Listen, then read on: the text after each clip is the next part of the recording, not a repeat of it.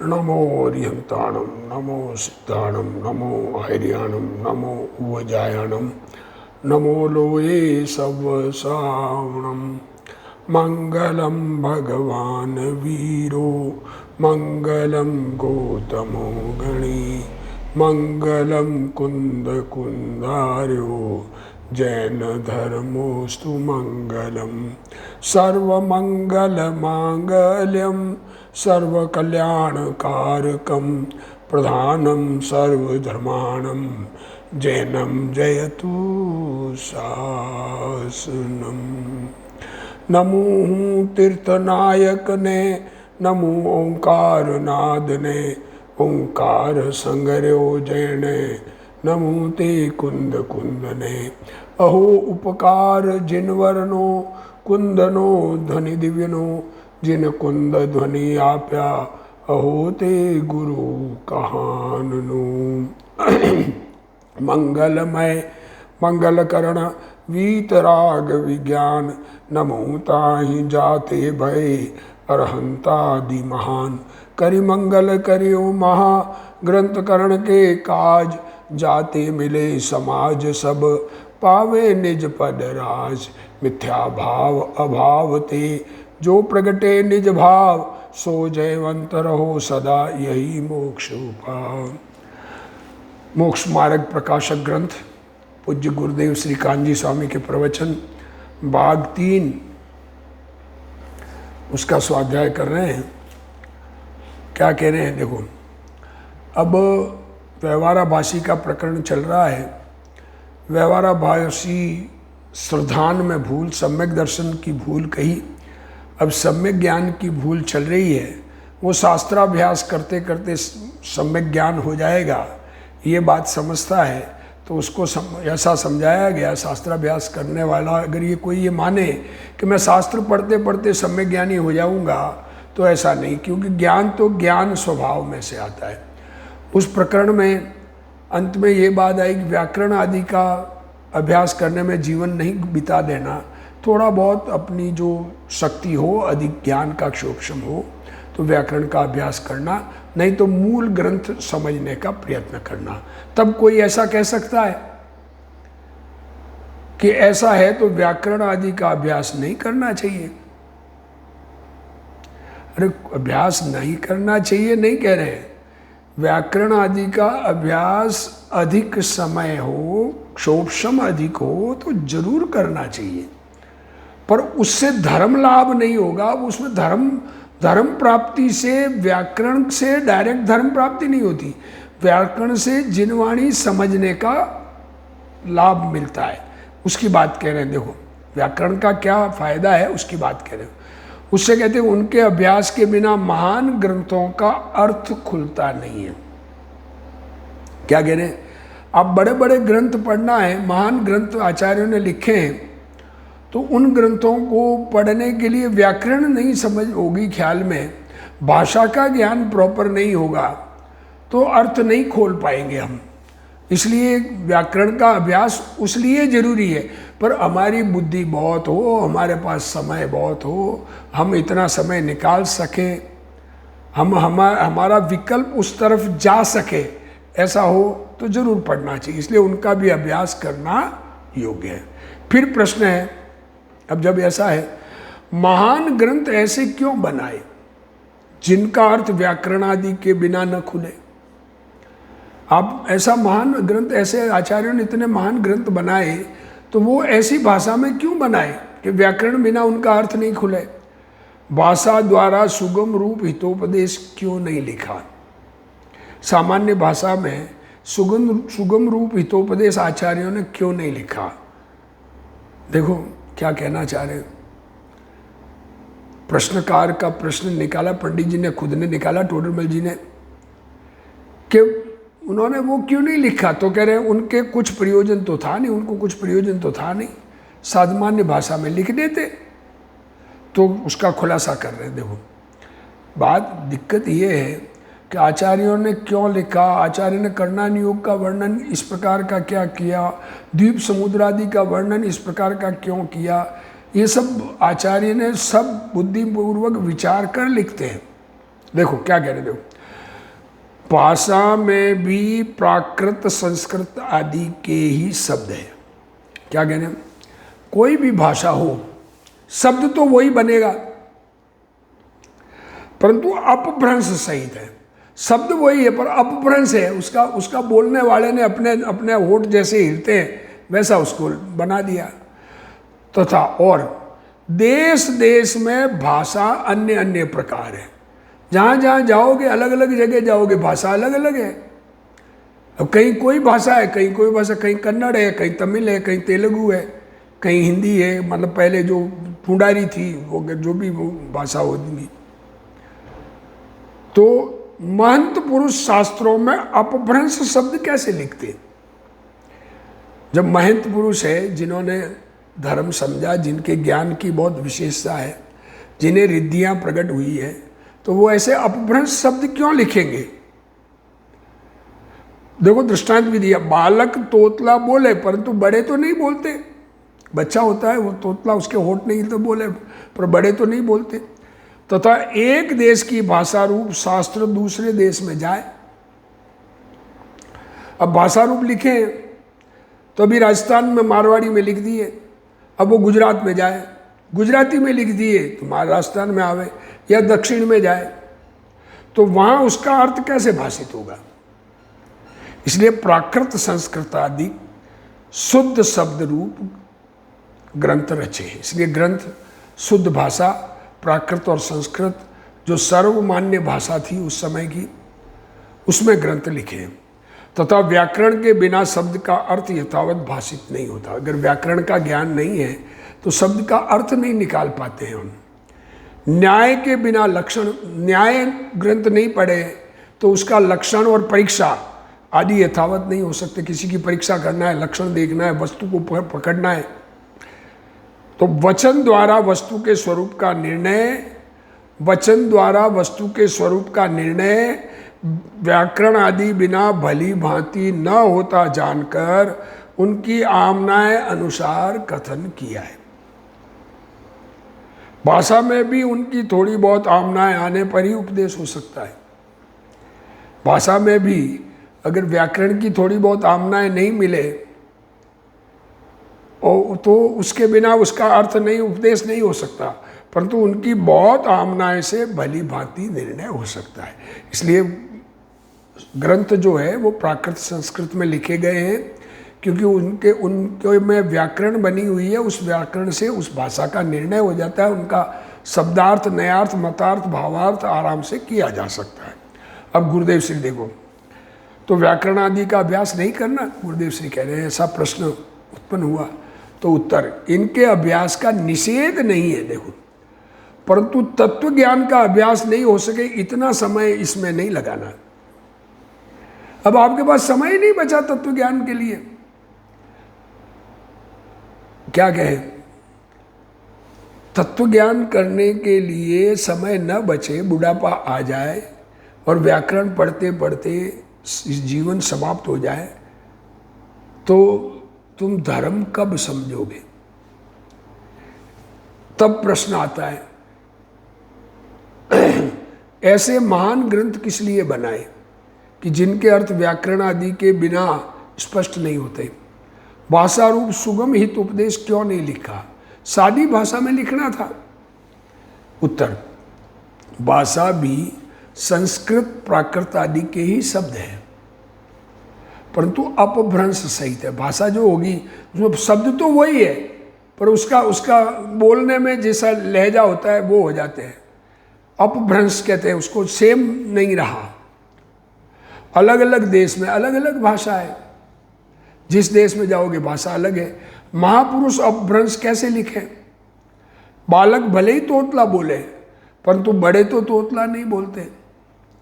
तथा हिंदी भाषा अंग्रेजी वाले नहीं समझते, अब हिंदी में लिखेंगे तो अंग्रेजी नहीं समझेंगे। एक दूसरे परस्पर में भाषा नहीं समझते, इसलिए ज्ञानियों ने प्राकृत संस्कृत रूप शुद्ध रूप ग्रंथों की रचना की है। प्राकृत और संस्कृत भाषाएं शुद्ध है और ऐसी भाषा है जो कहीं भी पढ़ी और समझी जा सके। ये पहले ज़माने की बात है, अभी तो लोग व्याकरण संस्कृत नहीं जानते, व्याकरण नहीं जानते, पढ़ते नहीं, तो क्या ख्याल हमें। तथा व्याकरण के बिना शब्द का अर्थ यथावत भाषित नहीं होता, और न्याय के बिना लक्षण परीक्षा नहीं होती। देखो, व्याकरण और न्याय परीक्षा करने के लिए, लक्षण और परीक्षा पता करने के लिए न्याय चाहिए, और शब्द का अर्थ करने के लिए व्याकरण चाहिए, और व्याकरण के बिना अर्थ नहीं जाना जाता, इसलिए अभ्यास करने को कहा है। और भाषा में भी थोड़ी बहुत आमनाएं का ज्ञान होने पर ही उपदेश हो सकता है, परंतु उसकी बहुत आमनाएं से भली भांति निर्णय हो सकता है। राग आदि पर्याय में होते हैं, परंतु वे आत्मा में से निकल जाते हैं। क्या कह रहे? राग आदि पर्याय में होते हैं, परंतु वे आत्मा में से निकल जाते हैं। आत्मा की वर्तमान अवस्था में राग आदि होते हैं और वो इसमें से निकल जाते हैं। इस कारण जीव का स्वरूप नहीं, इसलिए राग जीव का स्वरूप नहीं है। बिना राग के जीव रह सकता है, सिद्ध भगवान रहते हैं, और ज्ञानादि जीव का स्वभाव है। ज्ञान आनंद आदि ये जीव का स्वभाव है। पानी पदार्थ है, देखो पानी पदार्थ है, वह स्वयं के कारण से गर्म होता है, तो अग्नि को निमित्त कहते हैं। ऐसे न्याय सादी भाषा में भी लिखे हो तो प्रयोजन में समझ में आ जाता है। इतना न्याय तो सादी भाषा में।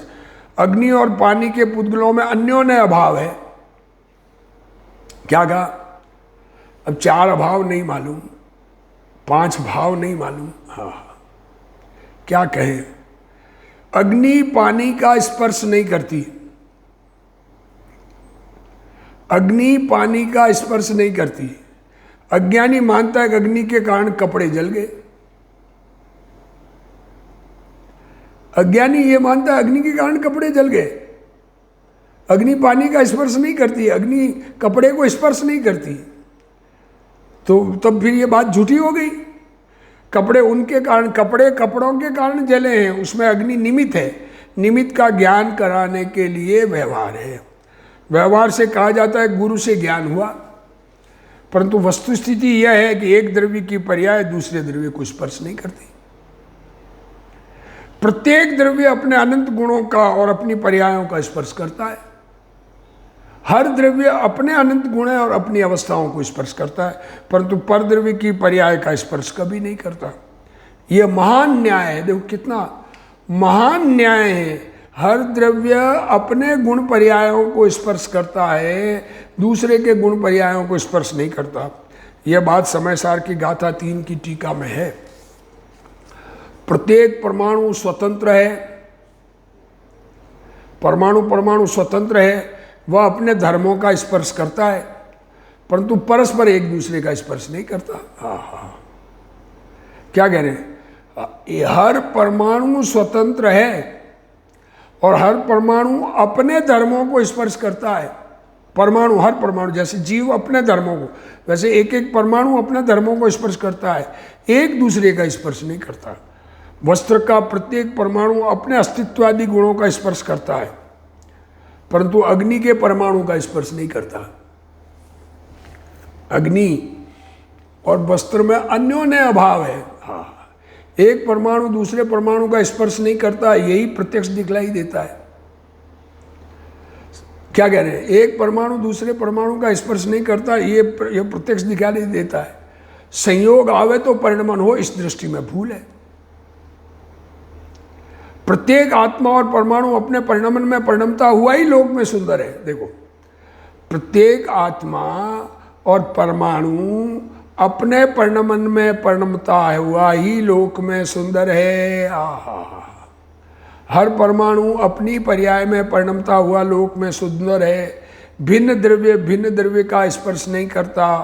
कर्म अनंत परमाणु का स्कंध है, वह कभी आत्मा को स्पर्श नहीं करता। कर्म का उदय जड़ है, वह आत्मा का स्पर्श नहीं करता।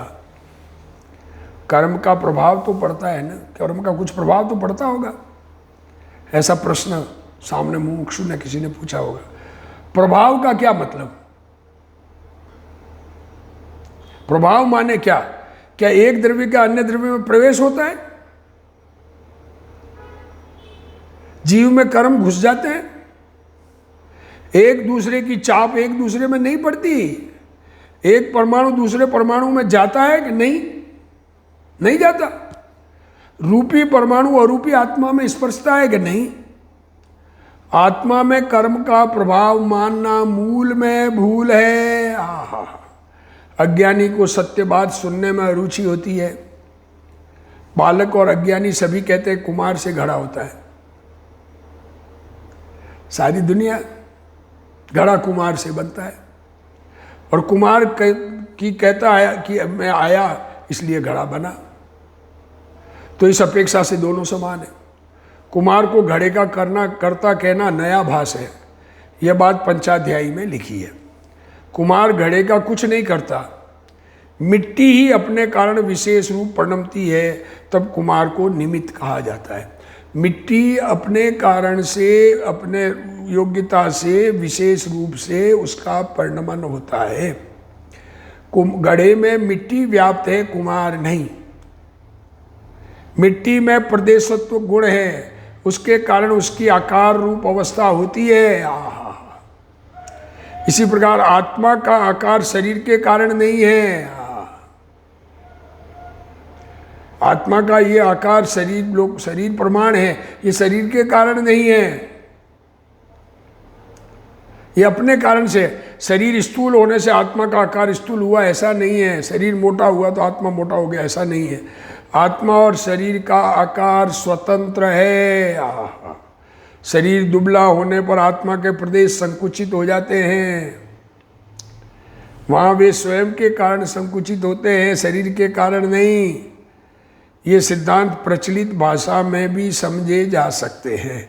इतने सिद्धांत तो समझे जा सकते हैं, पर मूल सिद्धांत समझने के लिए किसी की विशेष जिज्ञासा हो तो संस्कृत प्राकृत को भाषा के शास्त्र पढ़ने की भावना हो तो व्याकरण न्याय समझे तो वो भाषा संस्कृत प्राकृत के शास्त्र समझ सकते हैं, पर सामान्य भाषा में भी समझा जा सकता है। इतनी बात कही। तब कहते हैं, फिर कहोगे कि ऐसा है तो अब भाषा रूप ग्रंथ किस लिए बनाते हो? जब मुनियों ने नहीं बनाए तो तुम ये भाषा रूप ग्रंथ किस लिए बनाते हो? समाधान, काल दोष से जीवों की मंद बुद्धि जानकर, ये काल ऐसा ही है, पंचम काल है, दुष्मा काल है। इस दुष्मा काल में जीवों की बुद्धि कमजोर होती जाती है, तो इतनी बुद्धि मंद है इस बात को जानकर कि इन्हीं जीवों के जितना ज्ञान होगा उतना ही होगा, कुछ जीव जितना समझेंगे उतना ही समझेंगे, ऐसा अभिप्राय विचार कर भाषा ग्रंथ रचते हैं। इसलिए जो जीव व्याकरण आदि का अभ्यास न कर सके उन्हें ऐसे ग्रंथों द्वारा ही अभ्यास करना। देखो, व्याकरण का अभ्यास करने का समय नहीं है, या समय निकल गया। आज 30 साल की उम्र में स्वाध्याय करना शुरू करे, बचपन से पढ़ने लिखने में लगे और व्याकरण न्याय समझकर शास्त्र पढ़े, पंडित विद्वान बने, उसकी तो महिमा अलग है। पर जो बाद में समझे तो ये इन ग्रंथों से जितना बने उतना अभ्यास करना। तथा जो जीव शब्दों की नाना युक्तियों सहित अर्थ करने के लिए ही व्याकरण का अवगान, देखो अभी ये तर्क बहुत बड़ा है। व्याकरण इसलिए पढ़े कि मैं बहुत युक्ति लगाकर अर्थ करूंगा। क्या कह रहे? अरे अपने समझने के लिए था शास्त्र, तो व्याकरण पढ़ के शास्त्र अपने को समझने के लिए था। एक बात।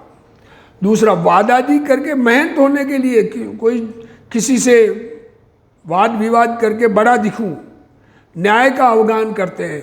और चतुराई प्रकट करने के लिए काव्य का मैं बहुत होशियार हूँ, कविता इतनी बढ़िया बनाता हूँ, अवगान करते हैं इत्यादि लौकिक प्रयोजन सहित इनका अभ्यास करते हैं। वे धर्मात्मा नहीं है। अरे समझाने के उद्देश्य से जिनवाणी पढ़ते हैं वो भी धर्मात्मा नहीं है। इनका बन सके उतना थोड़ा बहुत अभ्यास करके आत्महित के अर्थ जो तत्वादि का निर्णय करते हैं वही धर्मात्मा पंडित जानना। क्या करें? जितना बने उतना व्याकरण न्याय का अभ्यास करके वास्तव में आत्मा का हित हो ऐसा जिनवाणी का तत्वों का अभ्यास करना, वो धर्मात्मा पंडित है। दुनिया को दिखाने के लिए, बड़प्पन दिखाने के लिए पढ़ने का कोई लाभ नहीं है। अब गुरुदेव श्री इसको खुलासा कर रहे हैं, अपने ये पैरा पढ़ा उसका। यदि ऐसा है तो अब सादी भाषा में ग्रंथ किस लिए बनाते हो? काल दोष से जीवों की बुद्धि मंद है, अर्थात जीवों की अपनी योग्यता है, उसमें काल को निमित्त कहा जाता है। अब वर्तमान में ऐसे ही जीव यहाँ जन्म लेते हैं। पंचम काल है इसलिए केवल ज्ञान नहीं है, ऐसा नहीं है। पंचम काल में भी केवल ज्ञान हो सकता है अगर चौथे काल में जन्मा हुआ कोई यहाँ आ जाए। विदेह क्षेत्र के कोई मुनिराज को कोई देव यहाँ पटक दे तो यहाँ उनको केवल ज्ञान हो सकता है। इसलिए काल कोई रोकता नहीं है, पर इस काल में ऐसे जीव ही यहाँ जन्म नहीं लेते, परंतु स्वयं अपने कारण केवल ज्ञान नहीं होता, तो काल को निमित्त कहा जाता है। इस रहस्य को नहीं समझकर अज्ञानी काल पर दोष डालता है। वह कहता है ज्ञानावरणी कर्म के कारण ज्ञानहीन हो गया। क्या कहता है ज्ञानी? मेरे ज्ञानावरणी कर्म का इतना उदय है इसलिए मेरा ज्ञानहीन हो गया। परंतु ऐसा नहीं है, कर्मों के कारण नहीं होता है, अपने कारण होता है। जब अपने कारण ज्ञान को हीन बनाता है तो ज्ञानावरणी को निमित्त कहा जाता है। ज्ञानावरणी कर्म की पर्याय तो कभी ज्ञान को छूती ही नहीं है। प्रत्येक पदार्थ ज्ञानावरणी कर्म की पर्याय तो ज्ञान को छूती ही नहीं है। प्रत्येक पदार्थ अपने में प्रति समय कार्य करता है। हर द्रव्य उसके उत्पाद वे ध्रुव स्वतंत्र है। काल द्रव्य अचेतन है, वह अन्य को नहीं प्रणमाता है। यदि काल अन्य को प्रणमावे तो निगोद के जीव को सिद्ध दशा रूप प्रणमना चाहिए। अगर काल के कारण परिणमन होता हो तो फिर चौथे काल में तो निगोद के जीव भी सिद्ध हो जाने चाहिए, परंतु ऐसा नहीं होता। निगोद या जीव अपने कारण से निगोद रूप प्रणमता है तो काल निमित्त है। जहाँ सिद्ध भगवान विराजते हैं सिद्ध शिला पर, वहाँ भी निगोदिया है और प्रत्येक का परिणमन स्वतंत्र है। काल ने क्या किया, क्षेत्र ने क्या किया? जो जीव अपने कारण जैसी अवस्था करता है उसका आरोप काल पर आता है। आजकल जीव मंद बुद्धि वाले हैं। क्या कहने, बस ये आजकल जीव मंद बुद्धि, पूर्व जन्म से बुद्धि कम लेके आए यहाँ पर, क्षोभशम उतना ही है खुद का, तो मंद बुद्धि वाले जितना ज्ञान होगा उतना तो होगा, ऐसे अभिप्राय से मोक्ष मार्ग प्रकाशक रूप भाषा ग्रंथ की रचना करते हैं। पंडित जी ने मोक्ष मार्ग प्रकाशक जो ग्रंथ बनाया ये इस अभिप्राय से बनाया। जो व्याकरण आदि का अभ्यास नहीं कर सकते उन्हें सरल शास्त्र पढ़ना चाहिए। व्याकरण आदि नहीं पढ़ सकते, न्याय नहीं पढ़ सकते, भाषा नहीं समझ सकते, तो ये सरल शास्त्र मोक्ष मार्ग प्रकाशक इसको पढ़कर अपना कल्याण करें। शब्दों के अर्थ के लिए व्याकरण आदि शास्त्र पढ़ने वाले देखो दुनिया में अपने आप को विद्वान बताने के लिए शब्दों के अर्थ कर करके इस शब्द का ये अर्थ है, इस शब्द का ये अर्थ है, ऐसा शब्द मल्लेच्छ बनने के लिए, विवाद के लिए पढ़ने वाले को लौकिक प्रयोजन है और चतुराई बतलाने के लिए पढ़ने में आत्मा का हित नहीं है। अरे मैं समझा हूँ तो मेरा कल्याण करूँ, दुनिया समझे नहीं समझे उससे मुझे क्या फर्क पड़ता है। व्याकरण न्याय आदि का हो सके उतना थोड़ा बहुत अभ्यास करके आत्महित के लिए तत्वों का निर्णय करने वाले को ही धर्मात्मा पंडित जानना। गुरुदेव श्री और खुलासा कह रहे हैं, देखो प्रत्येक द्रव्य स्वतंत्र है, जीव अनंत, पुद्गल उससे अनंत गुणे, धर्म नाम का एक द्रव्य, अधर्म नाम का एक द्रव्य, आकाश अनंत एंडलेस, कालाणु असंख्य, ये जो द्रव्य जगत में है वो सब द्रव्य स्वतंत्र है। अगर एक दूसरे का काम कर ले तो एक हो जाए, स्वतंत्र नहीं रहे। कोई किसी का उपकारी नहीं है ऐसा समझना चाहिए। देखो, कोई किसी का उपकार नहीं कर सकता, एक जीव दूसरे जीव का नहीं कर सकता, एक पुद्गल दूसरे पुद्गल का नहीं कर सकता, एक जीव पुद्गल में कुछ नहीं कर सकता, पुद्गल जीव में कुछ नहीं कर सकता, धर्म द्रव्य जीव पुद्गल का कुछ नहीं कर सकते, अधर्म द्रव्य जीव पुद्गल का कुछ नहीं कर सकता। एक द्रव्य कोई किसी का उपकारी नहीं है, ऐसा समझना चाहिए। तत्वार सूत्र में एक सूत्र आता है कि पुद्गल आत्मा का सुख दुख में उपकार करता। अब देखो, गुरुदेव श्री क्या कह रहे हैं, कोई किसी का उपकारी नहीं है, और तत्वार सूत्र की बात कर रहे हैं जहां आता है कि पुद्गल आत्मा के सुख दुख में उपकार करता है, तो उसका अर्थ क्या समझना, बात उसको समझना चाहिए ना, वस्तु स्वरूप से विचार कर समझना चाहिए। इसका अर्थ तो यह है कि आत्मा अपने में सुख दुख उत्पन्न करता है, तब पुद्गल को निमित्त कहा जाता है। क्या अर्थ है उपकार करता है मीन्स, जब आत्मा में सुख दुख उत्पन्न होता है तब पुद्गल निमित्त है, ऐसा कहा जाता है। तथा कहा है कि पुद्गल मरण में उपकार करता है। आत्मा के शरीर के साथ रहने की स्थिति पूर्ण होने पर शरीर छूट जाता है, ये मृत्यु हो गई। उपकार मृत्यु, वास्तव में जीव तो कभी नष्ट होता ही नहीं है। हाँ, वहाँ भी वास्तव में आत्मा की स्थिति स्वतंत्र है, आयु कर्म स्वतंत्र है, और शरीर की पर्याय स्वतंत्र है, कोई किसी के अधीन नहीं है। क्या आयु कर्म पूर्ण हुआ इसलिए शरीर छूट गया?